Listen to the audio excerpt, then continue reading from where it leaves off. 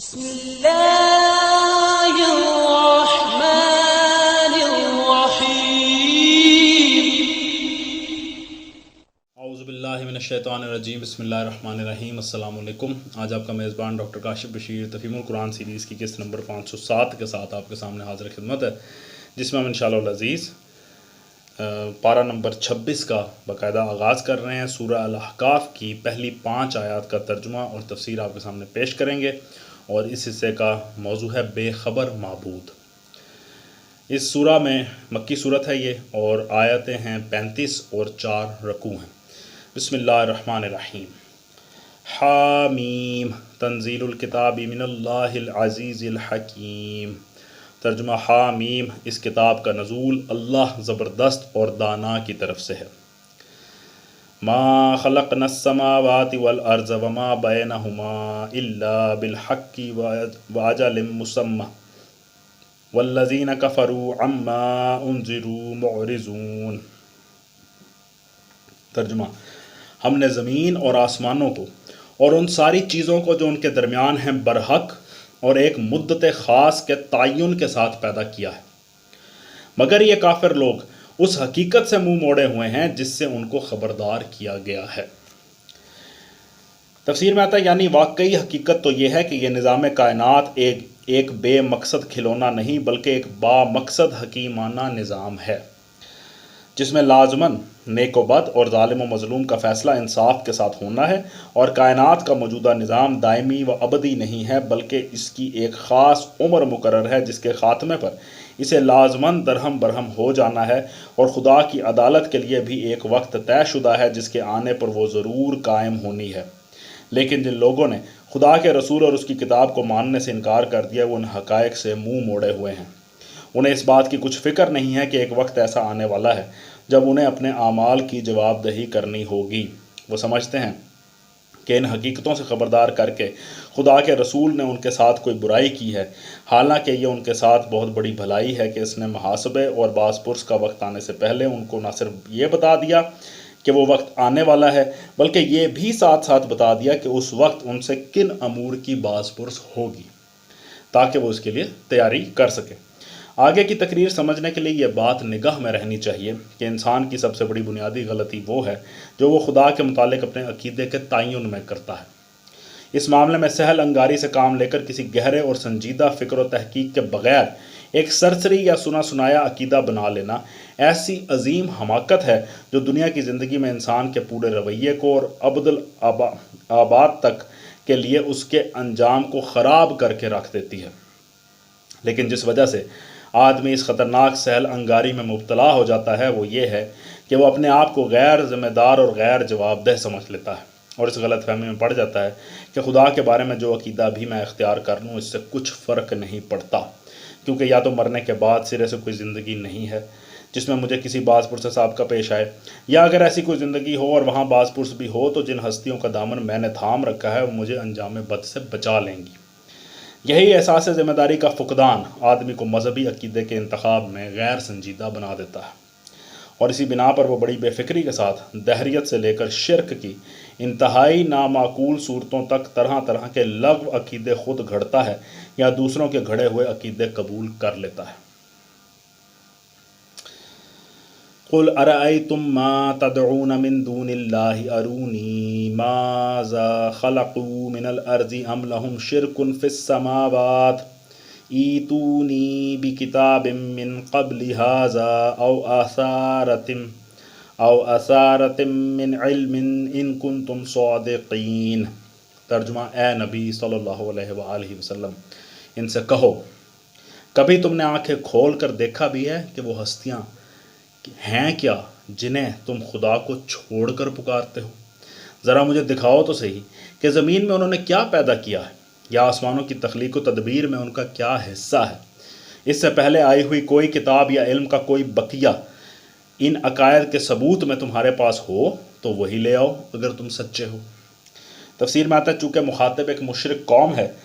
اس لیے ان کو بتایا جا رہا ہے کہ احساس ذمہ داری کے فقدان کی وجہ سے وہ کس طرح بے سوچے سمجھے ایک نہایت غیر معقول عقیدے سے چمٹے ہوئے ہیں۔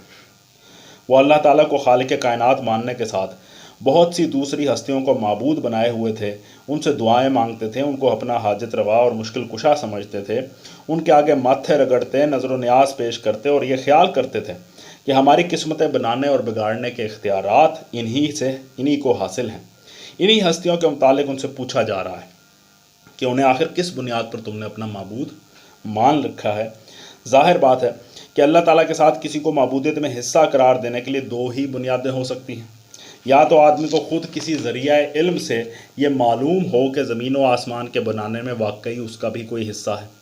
یا اللہ تعالیٰ نے آپ خود سے یہ فرمایا ہو کہ فلاں صاحب بھی خدائی کے کام میں میرے شریک ہیں۔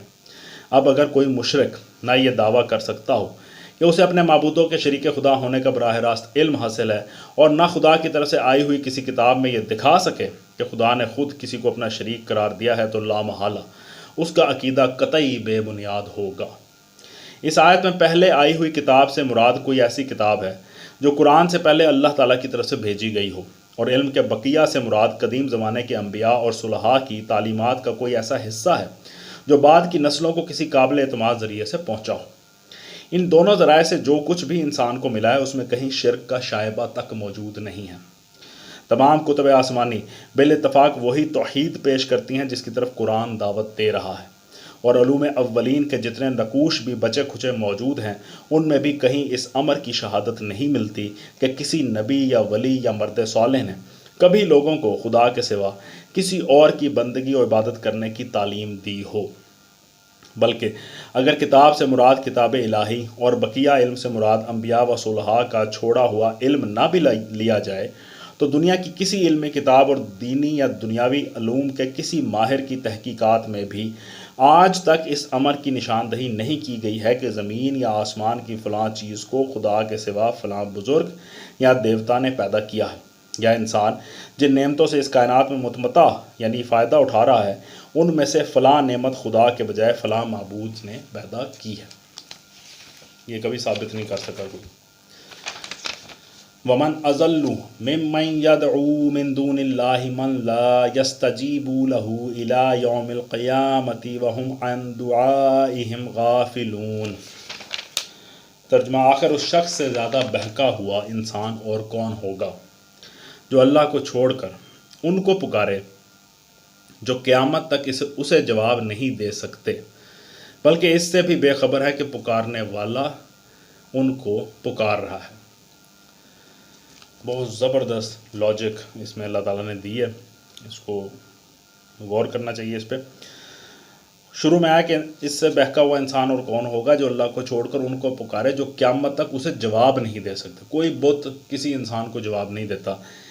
تو اس کے بارے میں تفسیر میں آیا کہ جواب دینے سے مراد جوابی کارروائی کرنا ہے، نہ کہ الفاظ میں بآواز جواب دینا یا تحریر کی شکل میں لکھ کر بھیج دینا۔ مطلب یہ ہے کہ کوئی شخص اگر ان معبودوں سے فریاد یا استغاثہ کرے یا ان سے کوئی دعا مانگے تو چونکہ ان کے ہاتھ میں کوئی طاقت اور کوئی اختیار نہیں ہے، اس لیے وہ اس کی درخواست پر کوئی کارروائی نفی یا اثبات کی شکل میں نہیں کر سکتے۔ قیامت تک جواب نہ دے سکنے کا مطلب یہ ہے کہ جب تک یہ دنیا باقی ہے اس وقت تک تو معاملہ صرف اسی حد پر رہے گا کہ ان کی دعاؤں کا کوئی جواب ان کی طرف سے نہ ملے گا، لیکن جب قیامت آ جائے گی تو اس سے آگے بڑھ کر یہ معاملہ یہ پیش آئے گا کہ وہ معبود اپنے ان عابدوں کے الٹے دشمن ہوں گے، جیسا کہ آگے کی آیت میں آ رہا ہے۔ آیت کے آخر میں آیا بلکہ اس سے بھی بے خبر ہیں کہ پکارنے والے ان کو پکار رہے ہیں۔ تفسیر میں آتا ہے یعنی ان تک ان پکارنے والوں کی پکار سرے سے پہنچتی ہی نہیں ہے۔ یہ اللہ کا کلام ہے، اللہ تعالیٰ خود فرما رہے ہیں اس سے بھی بے خبر ہیں کہ پکارنے والے ان کو پکار رہے ہیں۔ نہ وہ خود اپنے کانوں سے اس کو سنتے ہیں، نہ کسی کے ذریعے سے ان تک یہ اطلاع پہنچتی ہے کہ دنیا میں کوئی انہیں پکار رہا ہے۔ اس ارشاد الہی کو تفصیلاً یوں سمجھیے کہ دنیا بھر کے مشرکین خدا کے سوا جن ہستیوں سے دعائیں مانگتے رہے ہیں وہ 3 اقسام پر منقسم ہیں۔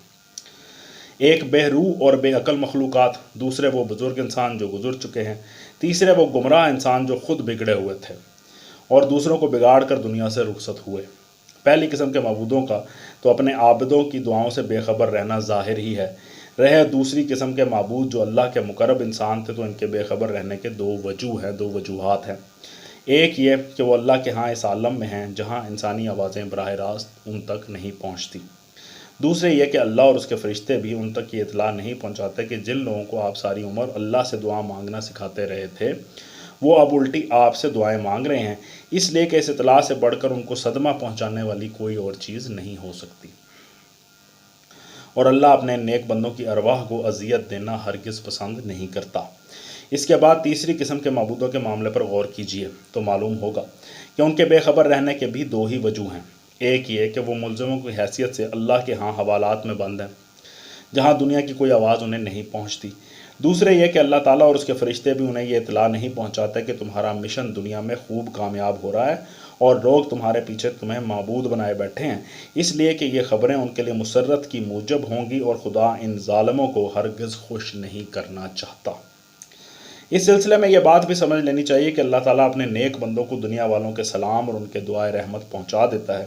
کیونکہ یہ چیزیں ان کے لیے فرحت کی موجب ہیں، اور اسی طرح وہ مجرموں کو دنیا والوں کی لعنت اور پھٹکار اور زجر و توبیخ سے مطلع فرما دیتا ہے، جیسے جنگ بدر میں مارے جانے والے کفار کو ایک حدیث کے مطابق نبی پاک صلی اللہ علیہ وآلہ وسلم کی توبیخ سنوا دی گئی کیونکہ یہ ان کے لیے اذیت کی موجب ہے، لیکن کوئی ایسی بات جو صالحین کے لیے رنج کی موجب یا مجرمین کے لیے فرحت کی موجب ہو وہ ان تک نہیں پہنچائی جاتی۔ اس تشریح سے ثمار موتا کے مسئلے کی حقیقت بخوبی واضح ہو جاتی ہے۔ صدق اللہ العلی العظیم۔ الحمدللہ آج ہم نے سورہ الاحقاف کی آیت نمبر 5 تک کا ترجمہ اور تفسیر آپ تک پہنچانے کی کوشش کی ہے۔ اللہ تعالیٰ سے دعا ہے اللہ تعالیٰ ہماری اس کوشش کو قبول فرمائے اور ہمیں اس راستے میں زیادہ